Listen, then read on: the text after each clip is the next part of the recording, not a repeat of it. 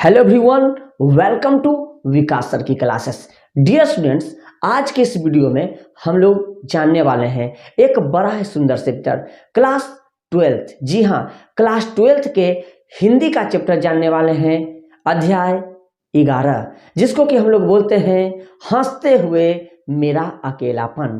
तो इसका संपूर्ण ऑब्जेक्टिव हम लोग जानेंगे और वो भी बेहतरीन अंदाज में। अगर आप इस वीडियो को देख लिए तो एग्जाम में तबाही मचा कर रख देंगे और अब वीडियो बेहतरीन होने वाला है। इसलिए मेरे प्यारे भाई वीडियो में बने रहें और हम अब इस वीडियो को शुरू करते हैं।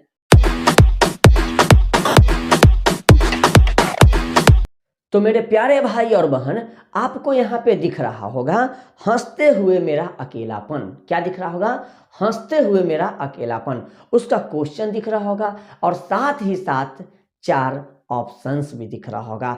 अब हम लोग क्या काम करेंगे? क्वेश्चन को पढ़ेंगे और इसके ऑप्शन को कौन सा ऑप्शन सही है सही मार लेंगे। तो चलिए देखिए, पहला प्रश्न, हंसते हुए मेरा अकेलापन किस विद्या मतलब लेखन प्रकार की रचना है? किस प्रकार की जो है क्या है रचना है, हमको बताना है। तो ये जो है चेला मेरा क्या है? डायरी साहित्य। क्या हो जाएगा? ये डायरी साहित्य है। तो 1 का ए नंबर ऑप्शन बिल्कुल सही हो जाएगा। दूसरा देखिए, मलयज का मूल नाम बताएं। मतलब हमारे जो मलयज जी हैं इनका मूल नाम क्या है? इनका मूल नाम बताना है। तो इनका मूल नाम है भरत जी श्रीवास्तव। क्या नाम है इनका मूल नाम? भरत जी श्रीवास्तव। इसलिए दूसरा का बी नंबर बिल्कुल सही हो जाएगा। तीसरा देखिए, मलयज का जन्म कहाँ हुआ था? जो हमारे मलयज जी हैं इनका जन्म कहाँ हुआ था, हमको जन्म बताना है। तो मलयज जी का जन्म महुई आजमगढ़ उत्तर प्रदेश में हुआ था। महुई आजमगढ़ उत्तर प्रदेश में हुआ था। इसलिए सी नंबर ऑप्शन हमारा बिल्कुल सही हो जाएगा। महुई कर दिया है जी, इसको कर देंगे महुई, इधर से एक कर देंगे महुई आजमगढ़ उत्तर प्रदेश। तो तीसरा का सी नंबर बिल्कुल सही हो जाएगा। चौथा देखिए, मलयज की कृतियों के नाम बताएं। मलयज कौन कौन कृति लिखे थे उनका हमको क्या करना है? नाम बताना है। तो मलयज का देखिए ए बी सी 3 लिखा गया है, तो इसमें हम डी मारेंगे, उपयुक्त सभी। ये जितना भी दिख रहा है ना, ये सारा का सारा हमारे मलयज जी लिखे हैं जी। तो कौन नंबर हो जाएगा? डी नंबर बिल्कुल सही कर लेंगे। अब देखिए 5 नंबर, किसने लिखा है? बताइए कौन लिखा है ये चीज? क्या है?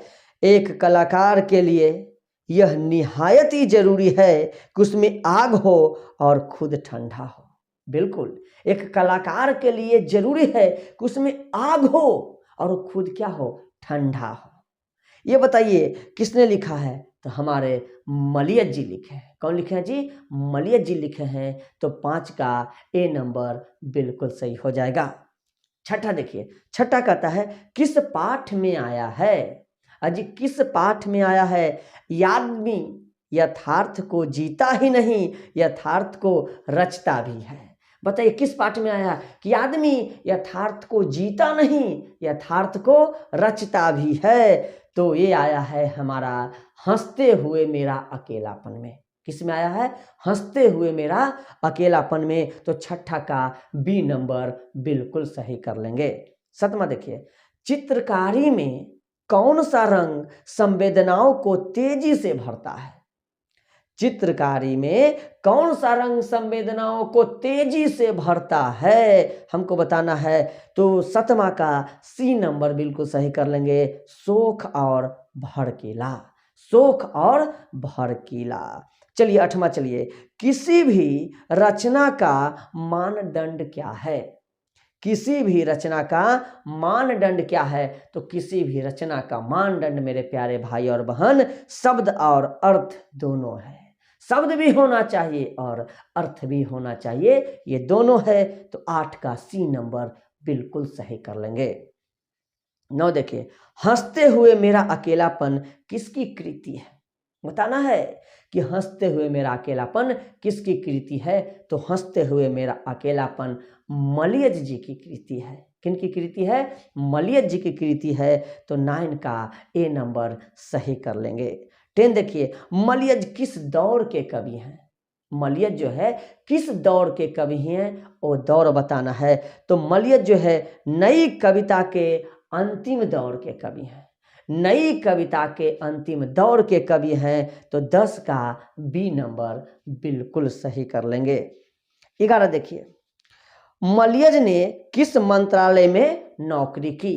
ये मलियज जी जो हैं ये किस मंत्रालय में नौकरी किए थे, हमको ये बताना है। तो हमारे मलियज जी जो है कृषि मंत्रालय में नौकरी किए। किस मंत्रालय में? कृषि मंत्रालय में नौकरी किए थे, इसलिए सी नंबर ऑप्शन हमारा बिल्कुल सही हो जाएगा। 12 देखिए, मलियज का जन्म किस सन में हुआ था? देखिए मनियज लिख दिया है, मनियज नहीं वहां होना चाहिए, मलियज। थोड़ा सा हमारे जो टाइपिस्ट है थोड़ा सा मतलब है, इसलिए थोड़ा सा गलत कर देते हैं। मलियज का जन्म किस सन में हुआ था? तो मलियज जी का जन्म सन 1935 में हुआ था। कब हुआ था? सन 1935 में हुआ था, इसलिए 12 का बी नंबर सही कर लेंगे। फिर देखिए, निम्नलिखित में से कौन सी मलियज की आलोचना है?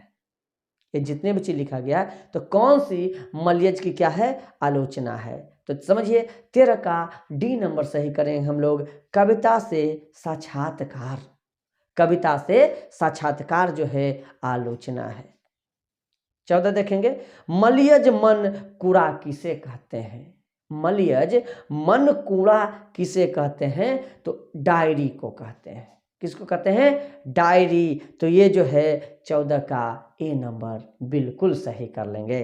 15 देखिए, मलियज किस क्रम के बिना मानवीयता को अधूरी मानते हैं? मलियज किस कर्म के बिना मानवीयता को अधूरी मानते हैं? तो मलियज जो है रचनात्मक कर्म के बिना अधूरी मानते हैं, इसलिए 15 का बी नंबर बिल्कुल सही कर लेंगे। तो 15 का भी सही करिए लीजिए। 16 देखिए, पेड़ किसके लिए काटे जा रहे हैं? पेड़ जो है किसके लिए काटे जा रहे हैं? तो पेड़ ईंधन के लिए काटे जा रहे हैं। किसके लिए? ईंधन के लिए काटे जा रहे हैं। तो 16 का बी नंबर बिल्कुल सही कर लेंगे। 17 देखिए, मैं संयत हूं, मैं संयत हूं, पानी ठंडा किसके लिए कहा है? मैं संयत हूं, पानी ठंडा किसके लिए कहा है? तो लेखक ने स्वयं के लिए कहा है, लेखक ने स्वयं के लिए कहा है। तो 17 का ए नंबर सही कर लेंगे। 18 देखिए, सपनों का सुहाना रंग किस प्रकार का हो गया है? सपनों का सुहाना रंग किस प्रकार का हो गया है? तो 18 का सी नंबर सही कर लेंगे, जर्द। क्या कर लेंगे? जर्द सही कर लेंगे। 19 देखिए, लेखक के विरुद्ध कौन साजिश कर रहा है? हमारे जो लेखक हैं उनके विरुद्ध कौन साजिश कर रहा है? तो लेखक के विरुद्ध हवा साजिश कर रहा है।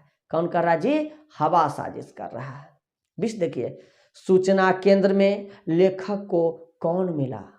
सूचना केंद्र में लेखक को कौन मिला? तो सूचना केंद्र में लेखक को बलभद्र ठाकुर मिले। कौन मिले? बलभद्र ठाकुर मिले। तो 20 का ए नंबर सही कर लीजिए। 21 देखिए, सेब बेचने वाली लड़की की आयु कितनी थी? वो जो लड़की सेब बेच रही थी उसकी आयु कितनी थी? 7-8 साल। कितना था जी? 7 या 8 साल था।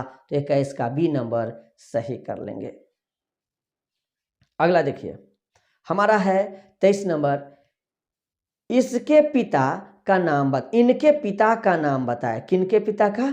त्रिलोकीनाथ। इनके पिता का नाम क्या था जी? तो इनके पिता का क्या नाम था? त्रिलोकीनाथ था। किनके पिता? तो आपको पता है, लेखक के बारे में पूछा जा रहा है, तो क्या था? त्रिलोकीनाथ। इनकी माता का नाम बताएं। इनकी माता माने यही मलियज जी के माता का भी नाम हमको बताना है। तो कौन है? प्रभावती। माता कौन थे? प्रभावती। तो 24 का सी नंबर सही हो जाएगा। 25 देखिए, मलियज छात्र जीवन में किस रोग से ग्रसित थे? मलियज जब छात्र जीवन में थे तो उनको कौन सा रोग से ग्रसित थे? तो उनको क्षय रोग था। क्या था जी? क्षय रोग से ग्रसित थे, इसलिए 25 का सी नंबर सही कर लेंगे। 26 देखिए, सूचना केंद्र में लेखक को आकर्षित करने वाला अधेड़ व्यक्ति कौन था? सूचना केंद्र में जो है ना इनको मतलब आकर्षित कर लिया था। तो अधेड़ व्यक्ति या कौन था, तो कौन थे, बलभद्र ठाकुर थे। कौन थे, बलभद्र ठाकुर थे। अगला देखिए, मलियज के जख्म का धूल या फूल लिख दिया है, धूल होना चाहिए। मलियज के जख्म पर धूल नामक कविता कब लिखी? मलियज ने जख्म पर धूल नामक कविता कब लिखी? तो ये 1971 ईस्वी में लिखे थे। कब लिखे थे? 1971 ईस्वी में लिखे थे।